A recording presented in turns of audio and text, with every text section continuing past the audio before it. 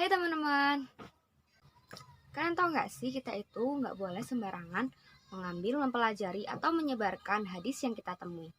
Kenapa sih? Soalnya pada zaman sekarang banyak sekali tersebar hadis palsu atau hadis yang tidak sahih. Maka dari itu, kita perlu mempelajari ilmu hadis lebih dalam untuk dapat membedakan mana sih hadis yang sahih dan hadis yang tidak sahih. Yang pertama, yuk kita pelajari tipologi penulisan kitab-kitab hadis. Jadi, tipologi penulisan kitab-kitab hadis itu merupakan model penulisan hadis-hadis dari masa ke masa. Yang pertama, ada kitab Al-Jami. Menurut istilah para ahli hadis, kitab Al-Jami merupakan kitab hadis yang disusun berdasarkan bab dan mencakup hadis-hadis berbagai segi ajaran Islam dan sub-subnya. Secara garis besar, bab-babnya mencakup akidah, ibadah muamalah, perjalanan hidup Nabi Muhammad SAW, perbudakan, fitnah, dan berita hari kiamat. Yang kedua ada Kitab Al-Sunan. Kitab Al-Sunan adalah kitab yang menghimpun hadis-hadis hukum yang marfu dan disusun berdasarkan bab-bab fikih. Kitab jenis ini hanya memuat hadis-hadis tertentu, bukan memuat semua aspek ajaran Islam. Kitab Al-Sunan memuat hadis sahih, hasan, dan do'if.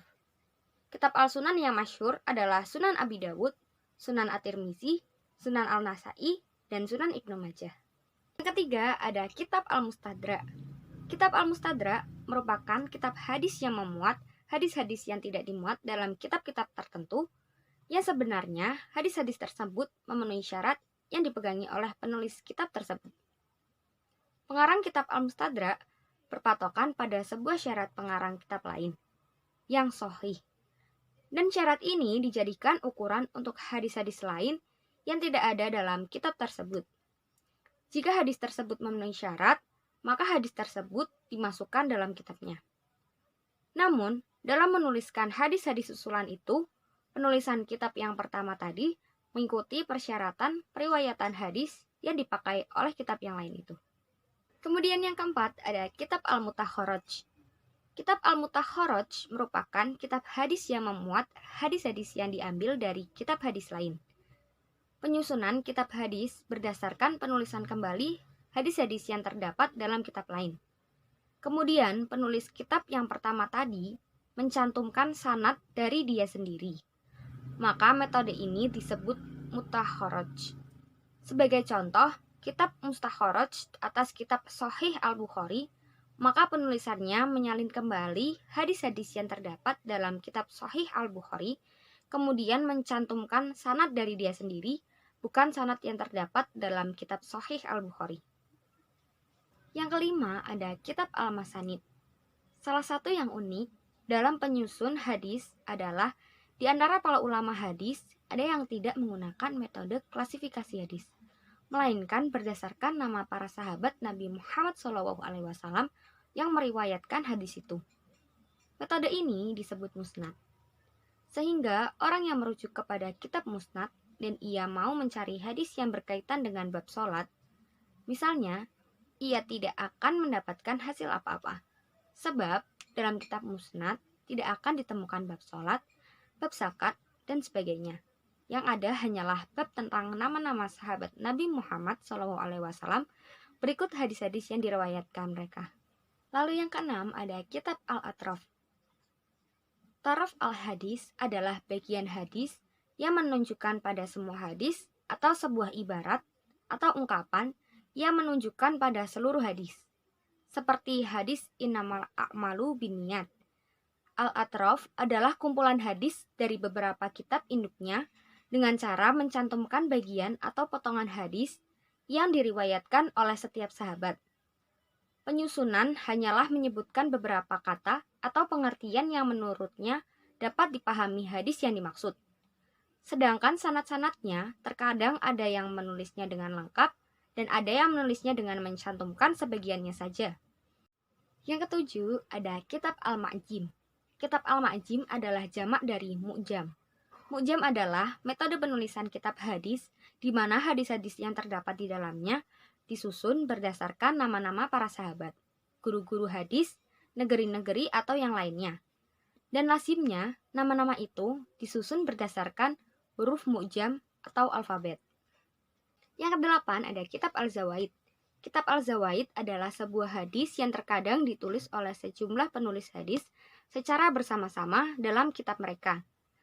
Ada pula hadis yang hanya ditulis oleh seorang penulis hadis saja, sementara penulis hadis yang lain tidak menuliskannya. Hadis-hadis ini kemudian dihimpunnya dalam suatu kitab tersendiri.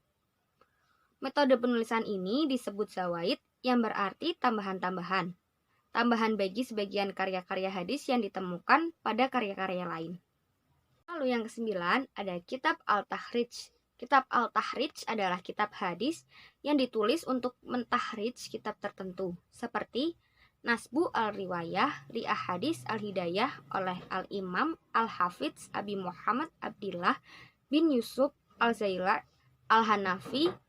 Kitab ini mentahrij hadis-hadis yang ada dalam kitab Al-Hidayah fi Fiqih Al-Hanafi karya Ali bin Abi Bakar Al-Marihani, fuqaha mazhab Hanafi.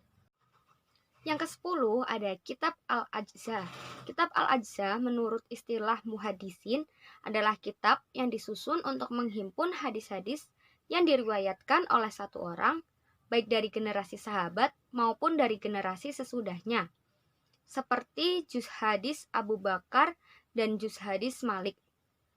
Pengertian yang lain adalah kitab hadis yang memuat hadis-hadis tentang tema-tema tertentu, seperti Al-Juz'u fi Qiyamil Laili karya Al-Marwazi dan Fawaidul Hadisiyah, juga kitab Al-Wildan karya Imam Muslim dan yang lainnya. Kemudian yang ke-11 ada kitab Al-Iqlal. Kitab Al-Iqlal adalah kitab hadis yang menghimpun hadis-hadis yang bermasalah atau cacat namun diterangkan kecacatannya.